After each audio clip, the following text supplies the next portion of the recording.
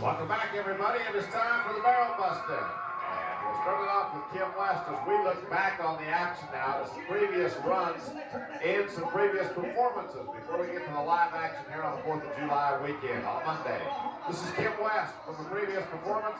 You watch this gal turn it on as she comes around this third barrel and takes this paint horse to the finish line. A National Finals qualifier comes to us from Oklahoma City, Oklahoma, and a 17:57 for Kim West. Here's Jackie Rosser now as we get our next gal.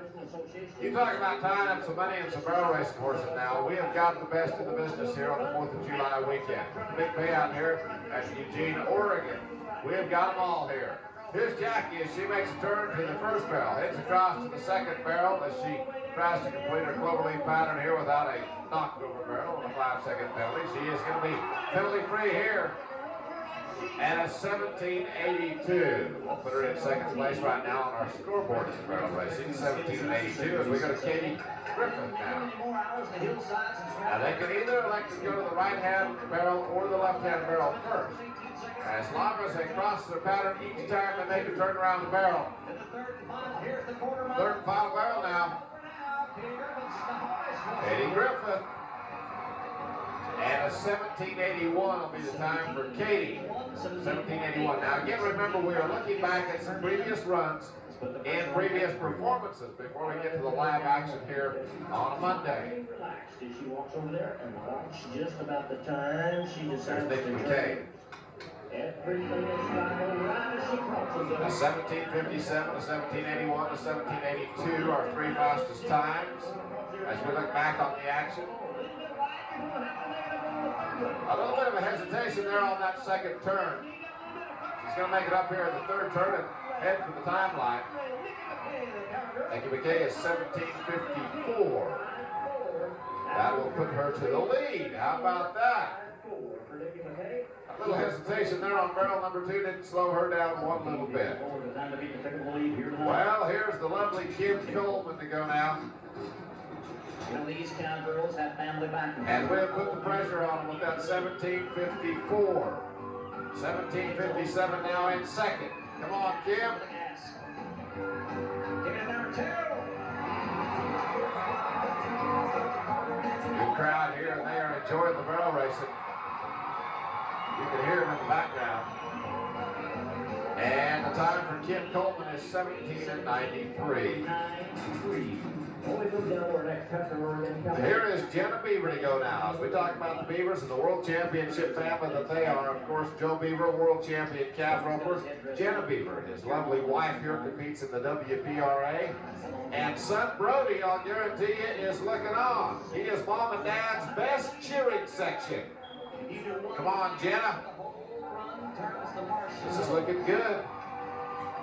Now, as she rounds out third barrel, we're hoping for a good time and a paycheck for Jenna Beaver. Jenna's time, 17:97.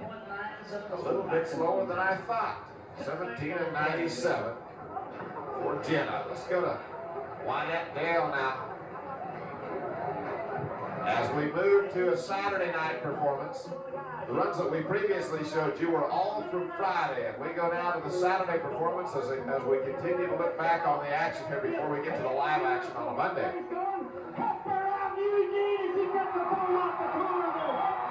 And Wynette goes 17:90 on this run, 17:90. Mighty good run. We're going to go down one. Hey, we got us a winner. Here's Amy Dell. They want to keep forward motion as they come into the arena. Keep these big, powerful, thoroughbred quarter horse cross horses lined out. Come on, Amy.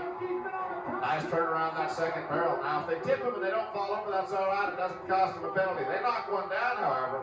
5 seconds will be assessed to their time. Amy's time, 17:91. 17:91. Amy is currently among our top 10 right now in the WPRA, and hopefully we'll be making a trip to the National Finals Rodeo Let's go to Leslie Strinsky now. She will be our last contestant that we look back on in previous action before we get to the live action. Let's watch her. Now, she likes to go to the right-hand barrel first. She'll make a right-hand turn across the barrel number 2, where she'll make a left. And to the top of the pattern, a little bit trouble there on barrel number 2, to the top of the pattern now, and left-hand turn here. She heads for the timeline, and Leslie's time is 17:86. We will take a look right now at the scoreboard, the average on 2, and show you who our leaders are before we get to the live action here on 2. As we go to Sherry Jones now, Morro Bay, California. This is the wife of John W. Jones, world champion steer wrestler. Come on, Sherry.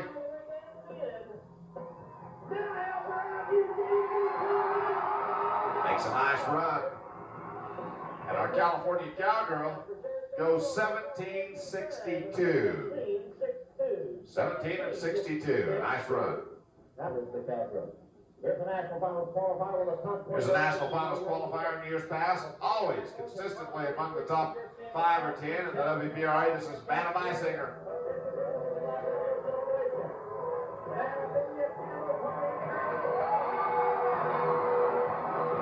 Vanna's time here today is a 17:37. Lori comes in. Lori Mandarich. Take a look at everything. The sun right smack in her Oakdale, California. Beautiful horse. Now, a corruption electronic iron electronic time. She as well is going to like to go to the right-hand barrel first. For those of that horse tips that barrel just a little bit, but it remains standing. We're all right. We're going to be penalty-free so far.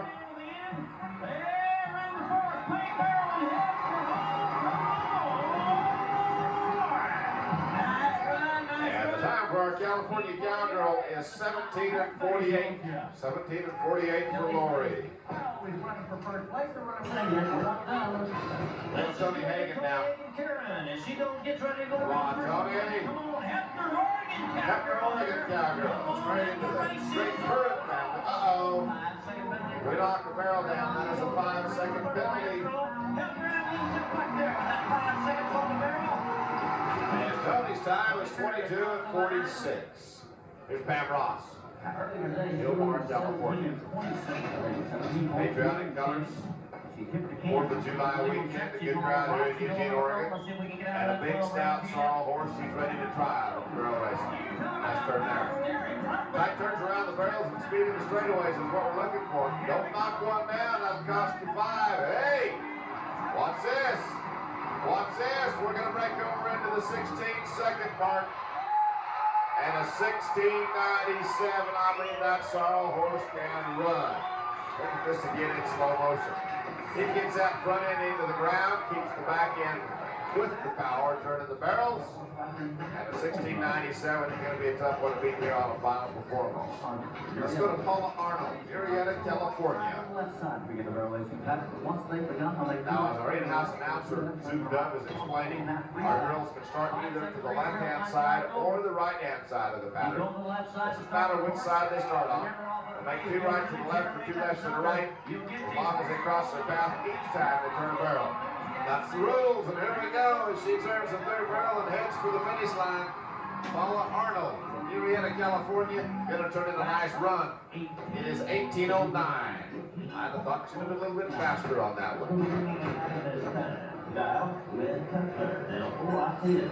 Sullivan and Catherine from Reno, Nevada. They just completed their big pro rodeo there in June, the 3rd week in June. And the 4th of July weekend, she is ready to try out. Now you'll notice that she goes to the left-hand barrel first, across the pattern to the right.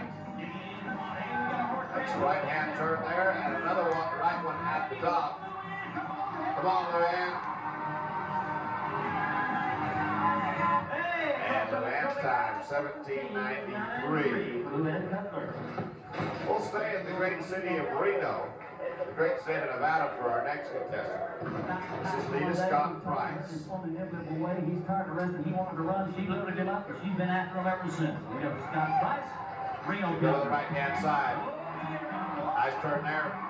A left-hand turn for turn number 2. And a left-hand turn at the top of the pattern. Come on, Lita.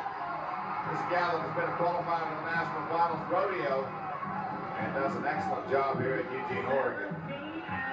17 and 20 for Lady Scott Price. Now, each of the girls received this afternoon are, well, this is their second. We're going to move meanwhile to We move now to Sherry Brett from Hermiston, Oregon. Just a couple to go now, second to the last. From Serena around to the left. That one looks good. A little bit wide on barrel number 2 now. She's going to have to make up some time at the top of the pattern here as she runs our cloverleaf pattern. And Shirley Brett comes in across the finish line. Time on the scoreboard says 18 and 21. Here's our last cowgirl to run for the big bucks now in Eugene, Oregon. This is Patty Kaiser, Condon, Oregon. Right-hand barrel and a turn there. Now to barrel number 2, everything looking good. A left-hand turn and whoa!